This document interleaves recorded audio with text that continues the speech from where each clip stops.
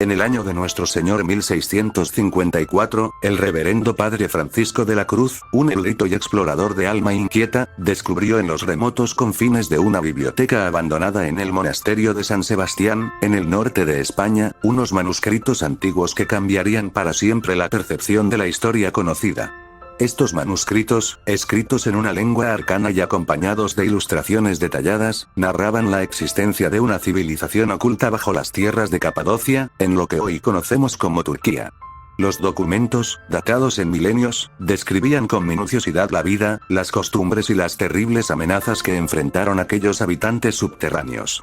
El padre Francisco, conocido por su insaciable curiosidad y devoción al conocimiento, dedicaba sus días a la investigación y la recopilación de textos antiguos. Una tarde de otoño, mientras exploraba los rincones oscuros del monasterio, se topó con un arcón de madera tallada, cubierto de polvo y telarañas. Al abrirlo, encontró un conjunto de pergaminos cuidadosamente enrollados, protegidos por pieles envejecidas por el tiempo. La emoción llenó su corazón mientras desplegaba el primer manuscrito, sintiendo el peso de la historia en sus manos. Los pergaminos, escritos en un dialecto desconocido para él, presentaban un desafío lingüístico formidable. Sin embargo, con la ayuda de su vasta colección de diccionarios y textos de referencia, el padre Francisco comenzó la ardua tarea de descifrar aquellos escritos. Pronto descubrió que los manuscritos narraban la historia de una civilización que había florecido miles de años atrás, en una ciudad subterránea de Capadocia. La ciudad escrita en los manuscritos era una maravilla de ingeniería y arquitectura. Construida en varios niveles de profundidad, cada uno más intrincado que el anterior, la ciudad albergaba a miles de personas. Pasadizos estrechos y túneles amplios conectaban cámaras habitacionales, templos y almacenes.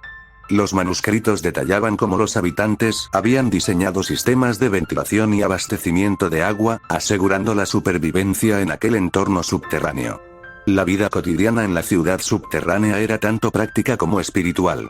Los manuscritos relataban las actividades diarias de los habitantes, la agricultura subterránea, la artesanía, y las ceremonias religiosas dedicadas a sus deidades. Los niños jugaban en espacios comunes, mientras los ancianos impartían sabiduría ancestral a las generaciones más jóvenes. La comunidad vivía en armonía, unida por el temor constante a una amenaza externa. La razón por la cual esta civilización había optado por vivir bajo tierra era aterradora. Según los manuscritos, la superficie estaba infestada por una raza de gigantes pelirrojos, seres colosales que aterrorizaban a los humanos. Los gigantes, de una fuerza descomunal y una voracidad insaciable, atacaban sin piedad a quienes se aventuraban fuera de la seguridad subterránea. Descripciones vívidas de estos encuentros llenaban las páginas de los manuscritos. Hombres y mujeres capturados y devorados por las criaturas, aldeas arrasadas y la constante huida hacia las profundidades para encontrar refugio. Los relatos de las batallas entre los habitantes subterráneos y los gigantes eran tan épicos como desgarradores. Los manuscritos hablaban de héroes que se enfrentaron a los gigantes con valentía, utilizando armas y estrategias ingeniosas para proteger a su gente. Sin embargo, las victorias eran a menudo temporales, y la amenaza de los gigantes nunca cesaba, obligando a los habitantes a permanecer ocultos y a desarrollar aún más su ciudad subterránea. Entre las páginas del manuscrito, un relato destacaba por su extensión y detalle: la gran batalla de Derinkuyu. Derinkuyu, una de las ciudades subterráneas más profundas y extensas, se convirtió en el escenario de un enfrentamiento decisivo. Según los escritos, los gigantes, habiendo descubierto una entrada secreta a la ciudad, lanzaron un ataque masivo. Los habitantes, liderados por un valiente guerrero llamado Arator, prepararon sus defensas con meticulosa precisión. Durante días, la ciudad resistió el asedio. Arator, con su espada forjada en el corazón de la tierra, lideró contraataques feroces, utilizando el conocimiento del terreno a su favor. Los manuscritos describían con vívidos detalles las tácticas empleadas: trampas ingeniosas, emboscadas en los túneles y el uso de fuego y humo para desorientar a los gigantes. Sin embargo, la batalla cobró un alto precio, y muchas vidas se perdieron en la defensa de la ciudad. Finalmente, en un acto de desesperación y heroísmo, Arator logró herir mortalmente al líder de los gigantes, una bestia colosal llamada Tragor. Con la muerte de su líder, los gigantes se retiraron, dejando a los supervivientes en un silencio lleno de dolor y alivio. La gran batalla de Derinkuyu pasó a la historia como un testimonio de la resistencia y el sacrificio de aquellos hombres y mujeres. Después de la gran batalla, la ciudad subterránea de Derinkuyu quedó marcada por las cicatrices de la guerra. Los habitantes, aunque victoriosos, se enfrentaron a la ardua tarea de reconstruir sus vidas y sus hogares. Los manuscritos narraban cómo, a pesar del dolor y la pérdida, la comunidad se unió más que nunca. Se organizaron ceremonias en honor a los caídos, y los ancianos contaron las historias de los héroes para que nunca se olvidaran sus sacrificios. Los habitantes de Derinkuyu también tomaron medidas para fortalecer aún más sus defensas. Nuevos túneles y cámaras se excavaron, y se desarrollaron estrategias adicionales para enfrentar posibles futuros ataques. La ciudad se convirtió en un laberinto aún más complejo, un verdadero bastión contra cualquier amenaza externa. Los manuscritos descubiertos por el padre Francisco no solo eran un registro de la historia de una civilización perdida, sino también un testimonio de la resistencia humana frente a la adversidad. A medida que avanzaba en su traducción y estudio, el padre Francisco se dio cuenta de que estos textos contenían lecciones valiosas para la humanidad. La importancia de la unidad, el valor frente al miedo, y la capacidad de adaptarse y sobrevivir en las circunstancias más extremas. Con el tiempo, el padre Francisco recopiló sus traducciones y notas en un volumen que se convirtió en objeto de estudio y admiración para generaciones de eruditos e historiadores. Su descubrimiento abrió una ventana a un mundo desconocido, revelando una parte fascinante y oculta de la historia humana. La fama del descubrimiento del padre Francisco se extendió por toda Europa, atrayendo la atención de investigadores, arqueólogos y aventureros.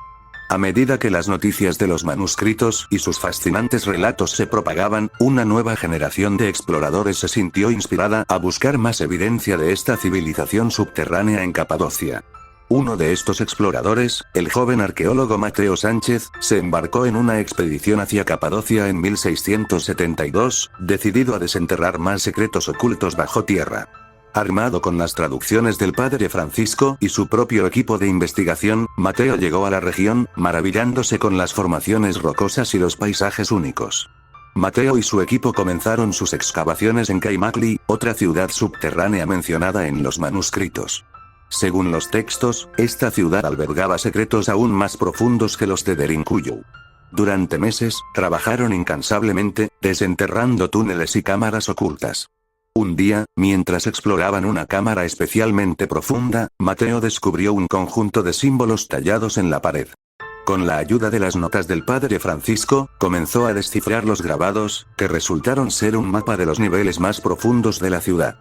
Siguiendo las indicaciones del mapa, Mateo y su equipo encontraron una sala secreta, llena de artefactos y escritos adicionales. Entre los artefactos, hallaron herramientas de guerra, estatuillas de los héroes de la gran batalla y objetos ceremoniales que arrojaban más luz sobre la vida religiosa y cultural de la civilización subterránea. Los escritos, por su parte, revelaban detalles desconocidos sobre las estrategias defensivas y las innovaciones tecnológicas de los habitantes. Uno de los escritos más intrigantes hablaba de una alianza secreta conocida como los Guardianes. Esta sociedad estaba formada por los guerreros más valientes y los sabios más astutos de la ciudad subterránea. Su misión era proteger los secretos de su civilización y asegurar la supervivencia de su gente frente a cualquier amenaza. Los guardianes, según los manuscritos, se entrenaban en el uso de armas avanzadas y tácticas de guerrilla, y eran responsables de la construcción de las defensas más complejas de la ciudad. Su existencia había sido mantenida en secreto incluso entre muchos de los habitantes, para evitar que la información cayera en manos equivocadas. Mateo, fascinado por esta revelación, se dedicó a investigar más sobre los guardianes. Encontró registros de sus entrenamientos, sus rituales de iniciación y las estrategias que utilizaron durante la gran batalla de Derinkuyu. Esta información no solo añadía una nueva dimensión a la comprensión de la civilización subterránea, sino que también ofrecía lecciones valiosas sobre liderazgo y estrategia militar. A medida que Mateo profundizaba en su investigación, también encontró nuevas pistas sobre los temidos gigantes pelirrojos. Los escritos sugerían que estos seres no eran meros depredadores sin razón, sino que tenían su propia sociedad y cultura. Había indicios de que los gigantes también vivían en comunidades organizadas, y que sus ataques a los humanos eran motivados por necesidades territoriales y de recursos.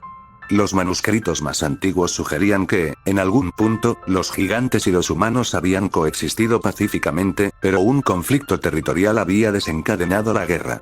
Esta nueva perspectiva planteaba preguntas importantes sobre la naturaleza de los conflictos entre las especies y la posibilidad de una paz perdida. Después de años de exploración y descubrimientos, Mateo y su equipo decidieron regresar a España con sus hallazgos.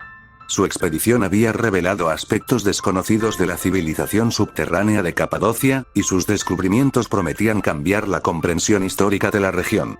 De vuelta en España, Mateo presentó sus hallazgos al Consejo de Eruditos, quienes quedaron asombrados por la riqueza de la información y los artefactos. Los escritos adicionales y los objetos descubiertos se integraron en los estudios ya iniciados por el padre Francisco, formando una colección invaluable que se convertiría en una fuente de estudio continuo. El trabajo del padre Francisco y Mateo Sánchez no solo desenterró una civilización perdida, sino que también inspiró a futuras generaciones a seguir explorando y aprendiendo. Los manuscritos y los descubrimientos en Capadocia se convirtieron en temas centrales en las academias de historia y arqueología, fomentando una nueva era de exploración y descubrimiento. El legado de estos pioneros perdura, recordándonos que la historia de la humanidad está llena de misterios esperando ser descubiertos. La ciudad subterránea de Capadocia y sus valientes habitantes siguen siendo un testimonio de la resistencia, la innovación y la capacidad de adaptación de los seres humanos frente a las adversidades más extremas. A medida que pasaban los años, los ecos del descubrimiento en Capadocia resonaban en todo el mundo académico. Los manuscritos originales, junto con las traducciones y las notas detalladas del padre Francisco y Mateo Sánchez, fueron cuidadosamente preservados en la Real Biblioteca de Madrid. Investigadores de todas partes del mundo acudían a estudiar estos documentos, y nuevas teorías surgían sobre la civilización subterránea y su interacción con los gigantes pelirrojos. Entre los nuevos investigadores, una joven y brillante arqueóloga llamada Isabel Fernández destacaba por su pasión y dedicación. Fascinada por los relatos de Capadocia desde que era niña, Isabel decidió seguir los pasos de sus predecesores y liderar una nueva expedición a la región con el objetivo de descubrir más sobre esta enigmática civilización y los gigantes que la amenazaban. En el verano de 1703, Isabel y su equipo llegaron a Capadocia, listos para explorar áreas que hasta entonces habían sido inaccesibles.